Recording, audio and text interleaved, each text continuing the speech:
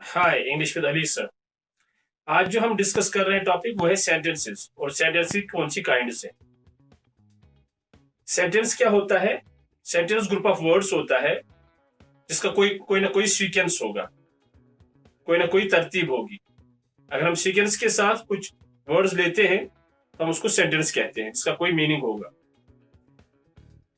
तो जैसे हम कहेंगे आई लाइक इट, अगर हम बोलेंगे लाइक इट आई तो इसका कोई सेंस नहीं बनेगा, लेकिन जब हम इसको तरतीब से रखेंगे आई लाइक इट तो ये सेंटेंस बनता है। इसका कोई ना कोई मीनिंग होता है, कोई ना कोई सेंस होता है।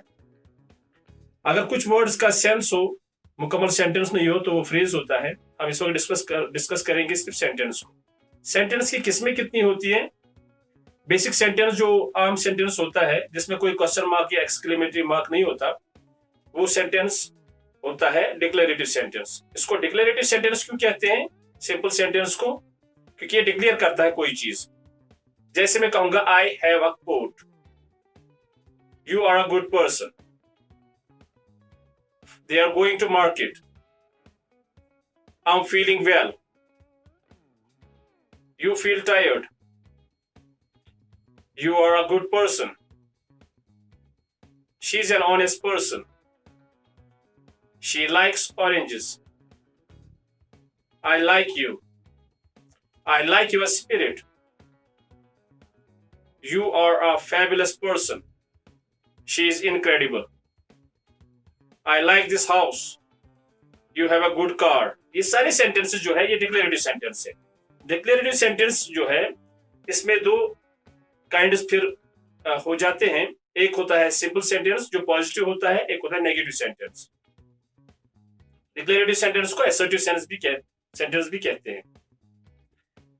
और जो डिक्लेरेटिव सेंटेंस होता है इसी से तमाम सेंटेंसेस वजूद में आते हैं, इसी से हम बनाते हैं दूसरे सेंटेंस। जैसे अगर हम बोलेंगे डिक्लेरेटिव सेंटेंस, सिंपल सेंटेंस जैसे है असर्टिव सेंटेंस, जिसको एफर्मेटिव सेंटेंस भी कहते हैं। एफर्म मतलब हम एफर्म करते हैं, किसी चीज की तस्दीक करते हैं। तो ये जो सारे आई हैव अ मोबाइल फोन, ये एफर्मेटिव सेंटेंस है या डिक्लेरेटिव सेंटेंस है, सिंपल सेंटेंस जिसको आप कहते हैं। तो इसको अगर हम नॉट लगाएंगे, जैसे आई एम गोइंग, तो अगर हम नॉट लगाएंगे आई एम नॉट गोइंग, तो नॉट लगाने से ये बनता है नेगेटिव सेंटेंस। तो बेसिकली ये भी जो है असर्टिव सेंटेंस ही है। तो इसको हम जो दूसरी काइंड ऑफ सेंटेंस है वो है इंटरोगेटिव सेंटेंस। तो इंटरोगेटिव सेंटेंस क्या होता है? हम सवाल पूछते हैं, जैसे आई एम गोइंग देयर, मैं वहां जा रहा हूं। हम क्या करते हैं, इसी का हेल्पिंग वर्ब एम है यहाँ पर, आई एम गोइंग देयर, यह है अफर्मेटिव सेंटेंस। अब हम इसको इंटरोगेटिव सेंटेंस में कैसे करेंगे कन्वर्ट? हम एम को फ्रंट पर लगाएंगे, पहले लगाएंगे। जैसे एम आई गोइंग देयर, क्या मैं वहां जा रहा हूं? She is good, is she good, तो इज पहले लगाने से ये बनेगा interrogative sentence. Do you like me, ये इंटरोगेटिव सेंटेंस है। डिड शी लाइक इट, ये भी इंटरोगेटिव सेंटेंस है। हैज शी लाइक्ड इट, ये भी इंटरोगेटिव सेंटेंस है। इसका मतलब हेल्पिंग वर्ब पहले लगाने से, चाहे वो कोई भी हेल्पिंग वर्ब होगा, वो पहले लगाने से क्या बनता है? इंटरोगेटिव सेंटेंस बनता है। जैसे हमारे पास इंडेफिनिट सेंटेंस में डू और डज होता है, पास्ट इंडेफिनिट में डिड होता है, वो पहले लगाने से इंटरोगेटिव सेंटेंस बन जाएगा। जैसे अगर हम टेंसेस वाइज बात करेंगे तमाम सेंटेंसेस की, जैसे डू आई लाइक इट, ये हो गया interrogative sentence. Does she like it, ये हो गया इंटरोगेटिव सेंटेंस प्रेजेंट इंडेफिनिट में।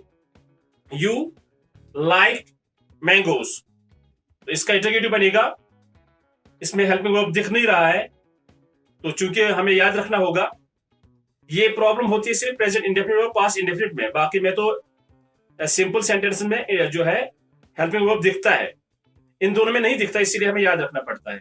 जैसे आई लाइक मैंगोज, इसका हेल्पिंग वर्ब नहीं दिख रहा है, तो हमें पता है इसका हेल्पिंग वर्ब डू और डज है, तो हमें डू और डज में से एक ऑप्शन लेना पड़ेगा। ही शी इट के साथ डज, और आई वी यू दे और ज्यादा के साथ डू। जैसे do you like it, does she like it, does he like it, do I like it, do they like it, does Ali like it. तो इस तरह हम प्रेजेंट इंडेफिनिट का इंटरोगेटिव सेंटेंस बनाते हैं। अगर हम पास्ट इंडेफिनिट की बात करेंगे, सेकंड फॉर्म ऑफ वर्ब लगाना है, फिर बनेगा past indefinite. He liked it, तो सेकंड फॉर्म हमने लगाया। तो इसका हेल्पिंग वर्ब दिख नहीं रहा है, हमें लगाना पड़ेगा डिड, इसका सिंगल हेल्पिंग वर्ब है। तो डिड ही लाइक इट। तो डिड की अगर हम बात करेंगे, did I like it, did you go, did she leave, did she go to restaurant. तो ये हम पास इंडेफिनिट की बात करेंगे। अगर हम करेंगे फ्यूचर इंडेफिनिट की बात, विल लगाना है, आई विल गो देयर। इसी का अगर हम इंटरोगेटिव बनाएंगे, विल आई गो देयर। अगर हम प्रेजेंट कंटिन्यूअस की बात करेंगे, सेंटेंस बनता है इज एम आर के साथ हेल्पिंग वर्ब्स हैं, जैसे I am going, she is going, they are going. तो इज एम आर हमने लगाया सेंटेंस में, इसी का हेल्पिंग वर्ब पहले लगाइए, इंटरोगेटिव बन जाएगा। जैसे is she going, are they going, am I going. अगर हम पास्ट कंटिन्यूअस की बात करेंगे, हेल्पिंग वर्ब्स हमारे पास क्या है, वाज और वर, वाज और वर। जैसे I was going, they were going. Interrogative कैसे बनेगा, was I going, were they going. अगर हम फ्यूचर कंटिन्यूअस की बात करेंगे, हमारे पास हेल्पिंग वर्ब है will be, I will be going. Interrogative बनेगा विल आई बी गोइंग। अगर हम परफेक्ट टेंसेस की बात करेंगे, थर्ड फॉर्म ऑफ वर्ब लगाना है हैज और हैव प्रेजेंट के साथ। जैसे प्रेजेंट परफेक्ट का बनेगा I have gone, they have gone, she has gone. He she it के साथ हैज, और आई वी यू दे के साथ हैव, ज्यादा के साथ हैव, सिंगुलर के साथ हैज। तो उसी का हेल्पिंग वर्ब अगर हम फ्रंट पर लाएंगे तो बनेगा इंटरोगेटिव। जैसे I have gone, have I gone, she has gone, has she gone, she has left for job, has she left for job. अगर हम पास परफेक्ट की बात करेंगे, एक ही हेल्पिंग वर्ब है हैड, सबके साथ लगेगा, चाहे सिंगुलर हो प्लूरल हो। You had gone, had you gone, ये इसका इंटरोगेटिव बनेगा। She had ridiculed me, had she ridiculed me? She had spoken, had she spoken? She had got late, had she got late? अगर हम future perfect की बात करेंगे, will have लगाना है हमने। परफेक्ट टेंसेस दिखाते हैं completion of work, work complete हो गया है।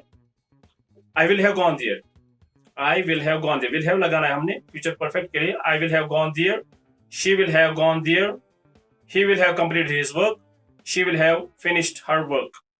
तो will she have finished her work, will she have gone there, इस तरह बनेगा।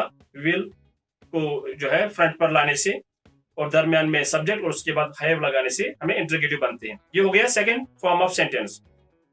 तो हम बात कर रहे हैं इंटरोगेटिव सेंटेंस की। तो पहला सेंटेंस टाइप ऑफ सेंटेंस हो गया असर्टिव, जो सिंपल होता है। तमाम सेंटेंसेस जिसमें इकरार हो वो सारे असर्टिव सेंटेंसेस, जिसमें सवाल हो, क्वेश्चन हो, वो सारे इंटरोगेटिव सेंटेंस जो हमने डिस्कस किए। इसके बाद तीसरा है एक्सक्लेमेटरी। एक्सक्लेमेटरी सेंटेंस होता है जिसमें हम चाहे गम हो, खुशी हो, जज्बात हो, उसका जो है हम इजहार करते हैं, एक्सप्रेस करते हैं। जैसे what a wonderful girl, what a wonderful house, what a beautiful house, how great it is, how great this lawn is, how great you are, how honest she is। ये सारे हो गए एक्सक्लेमेटरी सेंटेंसेस। इसके and पर लगता है note of exclamation, note of exclamation.